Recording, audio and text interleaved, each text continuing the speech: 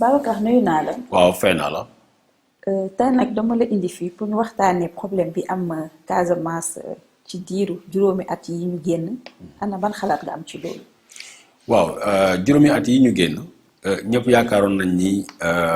mooy dal bi nga xam ne gis nañ ko Casamance luy wéy la waaye xel yi jaxasu nañu gannaaw bi ñu jógee ci dibéer bee ñu génn de samedi bee ñu génn bi nga xam ne fukk ak ñeenti doom yi Sénégal faat nañu seeni bakkan foofu ci forêt bi ñu naan forêt bu Bayot mu di tiis bu mag mooy njàqar bu mag ci Sénégal parce que foog nañ ni weesu nañu fii ñu indi tey waaye bu jëyee bu mel ni dalee ci ab réew dafa war ñu toog waxtaan xool lii lan la lan moo ko sooxee ñu xool naka lañ koy saafara ñun nag booba léegi ñu ngi gëstu ñu ngi waxtaan ñu ngi seet ñu ngi déglu ñi nga xam ne ay seede lañu ñi nga xam ne dañu koo fekkee liñ ci dégg mooy ci samedi 6 janvier ñi nga xam ne ñu njëkk dugg ci àllu Casamance ay nee nañu depuis 7 heures la ñu fekk lu mat ñeenti fukki nit yu yor seeni gànnaay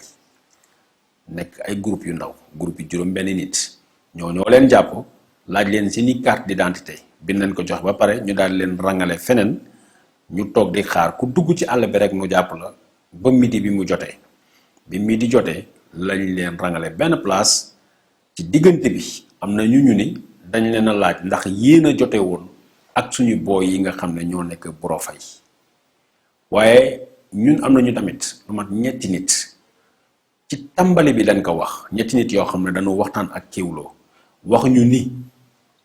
ñoom fi ñu làq woon gis nañu gaay bi ñu doon rey mais biñ leen reyee à partir de midi et demi jëm 13 heures lañ leen rey ñu pare dem mais comme ñaawteef jëye bu mel nii boo ko defee fu mu jaar am seede. ana lan moo tax ñu rey leen. dañ leen tere woon foofu wala li tax ñu rey leen kenn xamu ko en tout cas lii leen toppee mooy dañu ñëwoon di dagg ci bant bi léegi nag ñii nga xam ne deewuñu. est-ce que ñu amoon nañ autorisation. xamaguma ndax am nañu autorisation parce que yegguñu foofu ñi nga xam ne nag deewuñu danoo fexe génn ci dëkk bi ñu génnee ci àll bi daw dugg ci dëkk boobu ñu naan Borofay daw ba dem ci tali ba fekk gendarme ba fa taxaw ñu xamal que ni ñun de am na jéye bi ñu daal rey nañu suñuy nit yu bare suñuy xarit gendarme bi booru 15 heures lay doog am information bi ci diggante bi ñuy xaar ba sapeur pompier ñëw sapeur pompier bi mu ñëwee ñoom xamal nañ ni ñoom mënuñu dugg ci àll bi dem jëli néew yi il faut escorte armée ñëw man li ma si jaaxal mooy foofu ak camp militaire wu armée bi Borofay ak camp militaire wu armée bi pratiquement ay 8 minutes lañ ko armée bi war a daw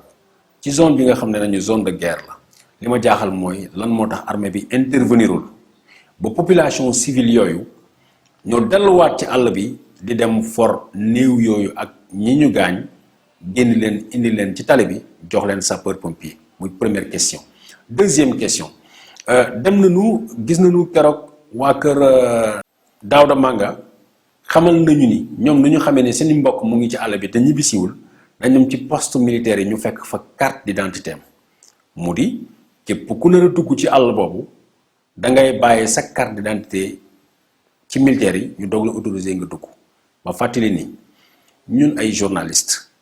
daaw bi ñu jógee man ak sama équipe jéem a dugg ci àll boobu dañu yegg ci dëkk bu ñu naan Sukuta dañ ma fa bloqué ni ma man en tant que journaliste duñu jël responsabilité bàyyi ma mu dugg ci àll boobu ndax li ñu fa dal ñoom seeni responsabilité la mais ci sama kanam gis naa ay nit yu ñëw ay utikatu mat ay béykat bu ñu fa bàyyee seeni carte d'identité bàyyi nañ leen ñu dugg ci àll bi ça veut dire quoi ça veut dire ku amul carte d'identité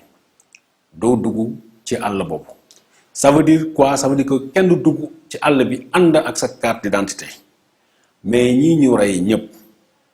ñooñu dañu fekke woon ci ñoom carte d'identité ñoom naka la ñu fexe dugg ci àll boobu yóbbaalewuñu bàyyiwuñu seen carte d'identité ci poste police bi ci poste militaire yi. kon jaaruñu voie normale. bu fekkee ne nag ñooñu jaaruñu voie normale kon problème sécurité nationale lay poser Sénégal ça veut dire quoi c'est-à-dire ku mu neex mën nga jaaree ci àll yooyu dugg ak say tooxi doona ak say fital dugg biir Ziguinchor dafa loola neex wala dugg biir Ziguinchor parce que boo duggee biir Ziguinchor mën nga dugg ci oto facilement nga ñëw Dakar c'est-à-dire problème lañ am problème sécurité lañ am benn. bu fekkee ne ñooñu militaires yi gis nañ leen mais bàyyi nañ leen ñu dem ak seen i carte d'identité problème am na ça veut dire que complicité war nañ ko seet ça veut dire que dafay indiwaat wax bi nga xam ne waa MFDC wax nañ ko léegi dafa am complicité entre certaines autorités yi Ziguinchor ak ñooñu ñu dem dagg bois bi ak ni mu manti demee bu ñu topp rek riiru métit bi dañoo war a jël suñuy xel ñu utiliser ko ñu enquête bu dal. Deuxième chose bi nga xam ne dama koy naqarlu ci mbir mi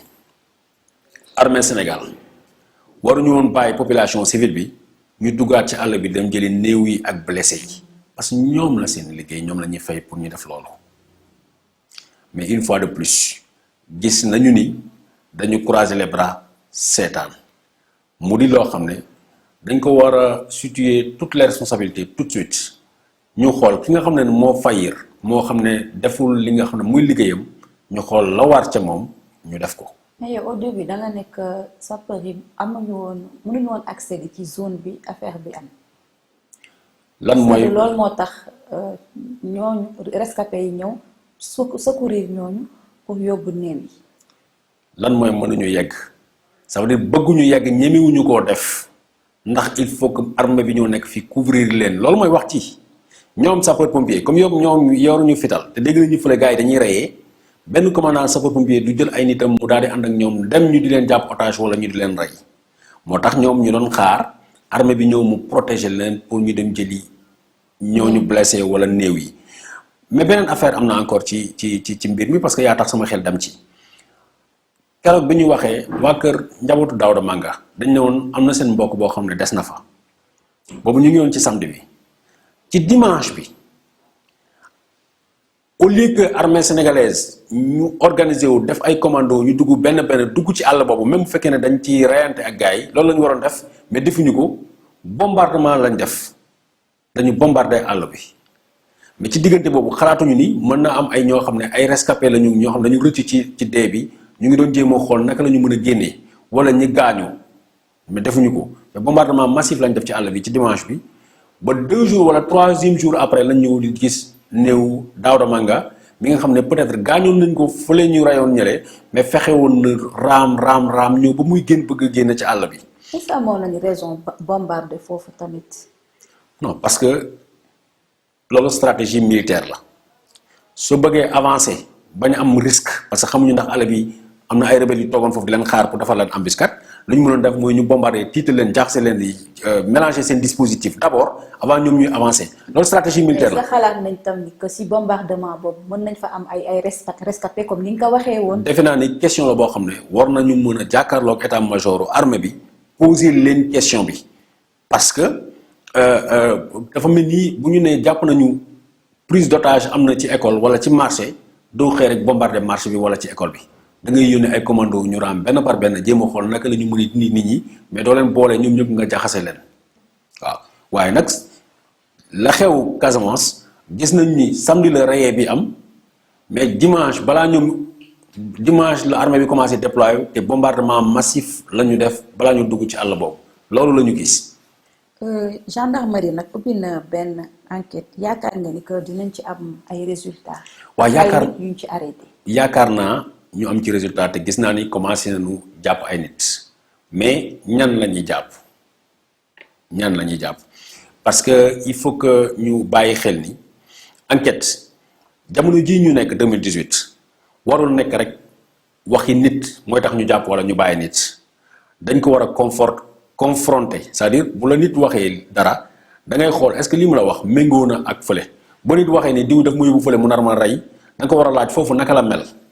mu ne la kër gi boo ñëwee ni ngay duggee yow sa bopp nga dem ba ci kër gi nga xool ndax kër gi noonu la mel tey jii fi ñu waxee ne fa la ñu rey yi fa la ñu ñaawte fi fa la amee tey pratiquement bu ñu fa demee enquêteur police scientifique lan lay seet bu ñu lay indilee ci zone bi nga xam ne tuerie de masse la da ngay seet à peu près ñaata nit lañu parce que même bu la témoin waxee ni 20 lañu wala 10 lañu wala 30 lañu mën na am ci choc émotionnel bi ñu fàtte ci dara ci nombre bi ci chiffre bi wala yooyu léegi yow da ngay dem d'abord nga xool fan la ñu taxawee ban boor lañ taxawee ñi ñu rey fan lañ leen tëraloon naka lañ leen reyee bu fekkee ne fital la ñu yor nga xam ban genre type de fital la ñu yor parce que fital bu nekk dafa am bal bu ci dem bal bu ne dafa am dafa am calibre la léegi nga xool yan type de calibre nga mën a xam yan fetal la suba boo jàppee ay nit ak ay fetal nga mën a confronter ak loolu mais tey ñàkk nañu loola parce que armée Sénégal pollué na zone boobu parce que dès le début dafa bombardé zone boobu donc tey même bu ñu fekkoon jàppoon ay fetal yi nga xam ne xalaatoon nañ ñu bokk nañ fële duñ ko mën a xam li ñu mën a am tey mooy témoignage di wax ne di wax ne di wax ne te nañ ñu moytu Casamance nekkul comme zone yëpp parce que témoignage yi ñoo indi problème yu bari Casamance da ngay gis kenn koo xam ne dafa bëgg a jël jabaru jàmbur wala dafay doxaan jabaru jàmbur ci diggante bi mu mën a dem gis gars yi ne leen kii jëkkëram ci la bokk ci diggante bi ñëw kéewaa ji moom mu mën a nekk ak jabar jàmbur bi wala am nañu problème mu terrain mu xëy dem dénoncer nit ki donc dañu war a gérer dossier wu Casamance ak beaucoup de prudence enquête bii ñu nekk tey yëg naa ni ñaari fukki nit jàpp nañ leen boole nañ ci ab journaliste waaye lenn la ñu war a mën a comprendre c'est que Casamance bu nuñ daan gérer dossier yi ay 1990 ak at yu mel noonu mënatuñ koo def tey parce que jamono dafa weesu jamono dafa dox adduna bi dafa dox tey ni police ak gendarmerie di enquêter noonu la ay journalistes indépendants di enquêter noonu la ay journalistes yu étrangers di ñëw enquêter noonu la simple citoyen ak seeni téléphone mën a enquêter mën a rendre ay témoignages tey li nga xam am na yu bare yoo xam ne c'était possible defoon nañ ko ay années yi ci ginnaaw tey mënatuñu ko def nañu bàyyi xel ci loolu. fan yee ñu ngi dégg Atépa ci média yi muy wax ni que xam na noowu ñi def jëf ju ñaaw jooju est-ce que yaakaaroon que dafa war a lim seen tur yi pour faciliter gendarmerie bi seen enquête. waaw Pierre Goudiaby Atépa moom ci boppam moo invité procureur pour mu auditionner ko donc dama defe ni procureur moom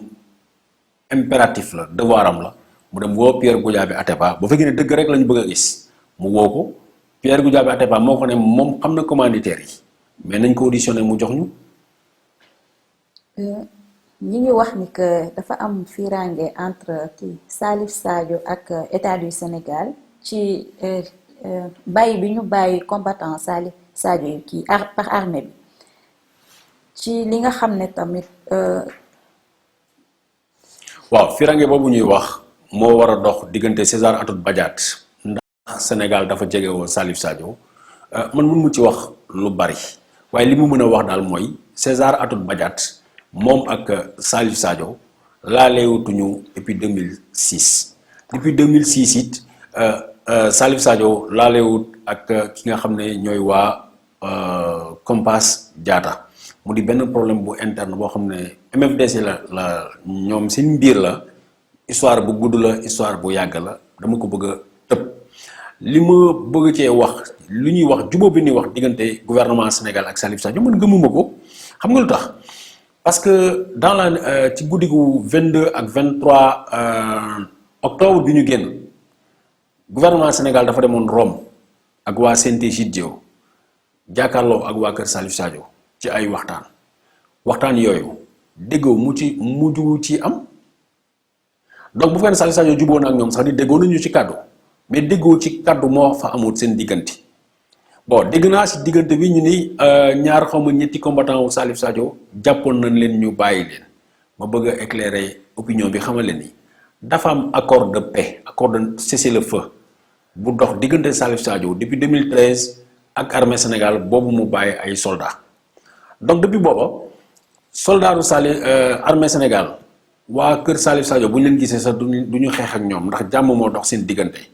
léegi ci jàmm jooju nag lañ am ay ñaar xamu ñetti soldaaru Salif Sadio yoo xam ne dañ doon ñibbi dem permission seen kër gars yi jàpp leen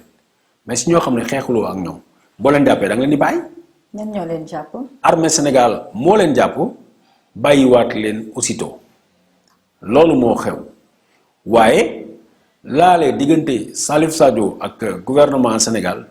depuis bien avant 2013 ak libération 8 soldats yi amuloon donc jalousie boobu man gisuma luy waral tey ñuy yegg ci rey bi li ñuy wax mooy dafa am business boo xam ne ci bant bi la nekk business boobu man dama gëm ni règlement de compte am moo nekk nii parce que encore soo ma delloo ci ginnaaw il y a 3 ans amoon na rey yu metti yu mel noonu yi am ci forêt bu Jaañoo ci Casamance lu mat fukk ak benn nit ñu rey leen dig nañ ñu enquête mais ba tey enquête boobu kenn xamu ci dara dafa tàbb géej bu ñu jógee ci enquête boobu waroon a am Jaañoo xam nga problème mu bant bi dafa di problème bu sérieux balaa ñoo yegg ci lii tey novembre bii ñu génn amoon na jote diggante xale yu góoru Buro Faye ak ñi nit yi fa ñëwoon di dagg ay bant ba ñu xeex ñooñu dem porter ji plainte ci procureur de la république procureur yónnee soit transmis brigade gendarmerie bu mix nu jàpp nit yooyu dugal leen ci kaso bi leen jàppee dugal leen ci kaso bi ci diggante bi bàyyiwaat nañ leen ñii ne nañ amnistie lañu am ñii ne nañu seen peine lañu tëdd lu ci mënti nekk ñooñu bi ñu ñibbisee matul sax ñeenti fan le problème bi am ci àllu Casamance bu ñu naree xalaat ni est-ce que complicité amul est-ce que règlement de compte amul man gëm naa ni règlement de compte am na ndaxte bi ñu jàppee ñooñu xam nga maa la koy wax ci njëlbeen bi leen téye ci àll bi dañ leen laaj est-ce que yéen a jote woon ak suñu booy yi donc ce qui veut dire que ñoom xam nañ ni ñu ngi wër ay nit yoo xam ne ñoo jote woon ak seeni booy bon leneen am na tamit ci affaire bi nga xam ne pratiquement Casamance xamuñu ko woon mooy lakk nit nee nañ la ci mbooloo mi am na ñaar ñoo xam ne rendi nañ leen am na ci kenn koo xam ne dañ ko lakk donc boo gisee genre atrocité bu mel noonu genre ñaaxuteef bu mel noonu parce que bon même bu fekkee ne kenn rafetuwulu ko rey ni dóor ko boom ko fital mu dee mu gën a moom la ñu xel mën a gën a nangu ci ay combattant que ñuy téye nit di ko rendi parce que nit boo ko rendi da nga dindi nite ci moom da nga jël ak dundam nga yemale ko ak dundu xar wala béy wala nag donc il faut nga am haine bu garaaw bu nekk sa xol moo tax nga tëral nit rendi ko donc loolu la ñu gis alors ñu mën a gëm ni piste règlement de compte boobu lu ñuy privilégié la parce que ñun bi ñu ko waxee depuis si njëlbeen nañ ko wax tax na tey gendarmerie si ñu mbooloo mi ñu jàpp dégg nañ ni am na si ñoo xam ne bokkoon nañ si ñu jàppoon dugg leen ci kaso bi ci xeex boobu jàppaat nañ leen tey gannaaw gi liy amee mais li ci mënti nekk mooy ñi dañu gëm ni bant bee tax ñu def lii te dañoo gëm ni esprit règlement de compte rek moo la lii mais du combat wu MFDC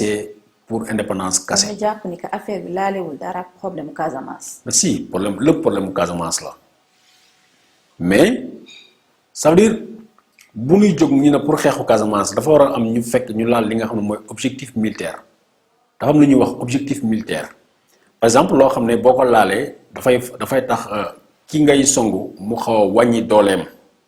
mu amal la njariñ mais population civile yi ñu rey ban njariñ lay amal MFDC lu dul yàq seen der ci population bi bu fekkee ni ñoom ñoo ko def dafay tax population bi gën leen won gannaaw alors que bu dee armée ba la ñu songoon peut-être mën nañ ne amal na leen njariñ parce que dañuy wàññi soldats yi nga xam ne dañu nar a xeex ak ñoom mais population civile amalu leen benn njariñ lu dul mu tax population civile yi ñu bañ leen donc loolu moo tax dossier bi dafa xaw a complexe. mais man sama problème mooy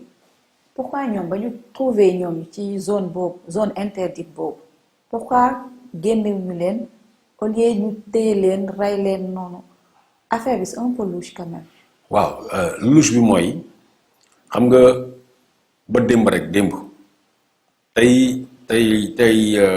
lundi la démb dimanche am na encore ay groupe de rebelles ñoo xam ne jàpp nañu ay nit lu mat 20 personnes foofu ci Boofa dafa am ñaari Boofa am na Boofa boo xam ne mu ngi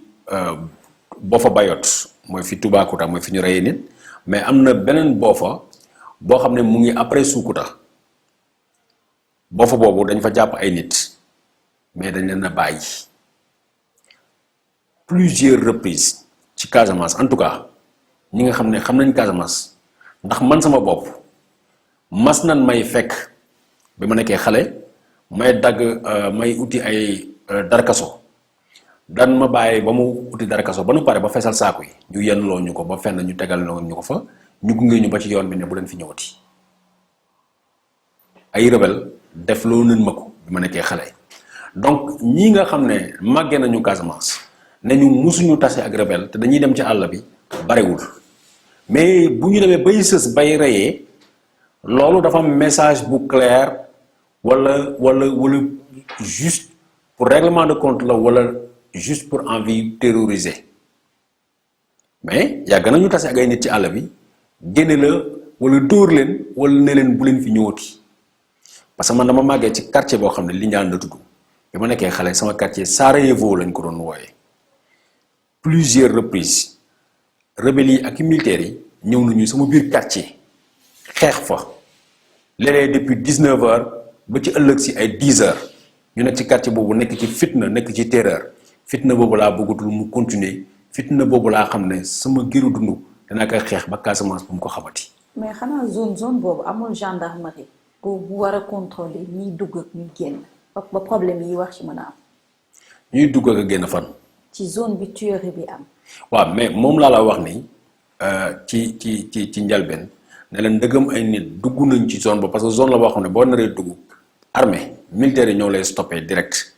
contrôler sa carte d'identité am yenn heure yoo xam ne kenn amul sax droit dugg. waaw li ci doy waar mooy xam nga yoonu transgambien bi rek oto yi bu 18h jotee xam nga 20h bu jotee dañuy tëj transgambien bi kenn dootul avancé fu mu la foo mënta nekk boo traversé frontière u Gambie bi booy dugg territoire Sénégal ca Casamance am na yenn waxtu bu jotee duñ la bàyyi nga dugg tant que 7h jotul oto yi jógee Ziguinchor mënuñu ñëw boor bi alors comment se fait-il que naka la ay nit ay civil mën a traversé Ziguinchor traversé yoonu aéroport bi parce que ñi damay wax ci ñi nga xam ne ay Périssac lañ jógee Lindiane wala yooyu traversé zone boobu ba dugg ci àll bi loolu moo war a nekk yi nga xam ne dañ ko war a enquête ñu xool chaîne de responsabilité yi bu ko jaree ñu sanctionné waaye lu mel nii war nañu fexe ba bu mu amati foofu ci Casamance. àll bi yaakaar nga ci loxo kan la nekk tool nii. kenn ku ne àll bi nga féetew sa loxo lay nekk fi reye yi amee mu ngi ci loxol César Atoute Badiate beneen peggu bi mu ngi ci loxol Compass Diatta mi nga xam ne Nkrumah Sané mooy chef am hors frontière Gambie mu ngi ci loxol Salif Sadio te li ma la wax mooy gannaaw ñaari fraction yi nga xam ne mooy César Atoute Badiate ak bu Compass du ñu laale ak kee nga xam ne mooy Salif Sadio loolu mooy situation bi. jërëjëf Babacar. jërëjëf.